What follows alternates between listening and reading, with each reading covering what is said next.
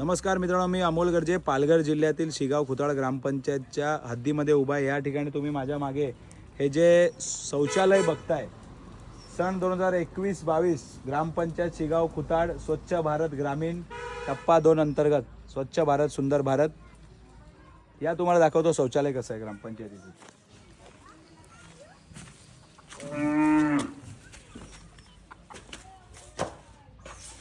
बघताय शौचालय,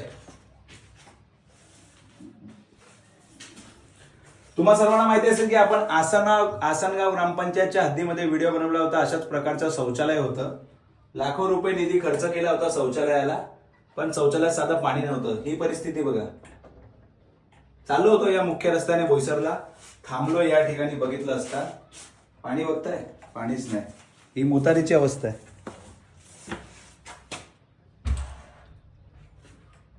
ह्याच्यात तर दाखवण्यासारखं पण नाहीये। कॅमेरामॅन दाखवा, तुम्हीच दाखवा काय परिस्थिती आहे। आता पुढे मध्ये घुसला तर उलट्या होतील। ही परिस्थिती दाखवा कॅमेरामॅन। बघताय पाणीच नाहीये। हे गवतं बघा।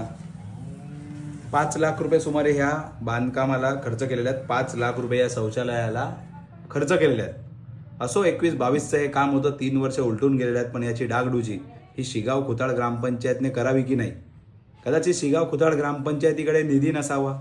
माझी विनंती आहे पालघर जिल्ह्याच्या प्रशासनाला, या शौचालयाची ही परिस्थिती का आहे? या शौचालयाची ही परिस्थिती का आहे? या ठिकाणी बाजारपेठ आहे माझ्या मते, आणि हा मुख्य रस्ता आहे बोईसरला जाणारा। मी चाललो होतो, बघितलं, बोललो शौचालय, मला वॉशरूमला जायचं होतं, पण इथे आलो तर किंचित डोक्यात किंतु परंतु आलं की अरे इथे कसं शौचालयाला जाणार?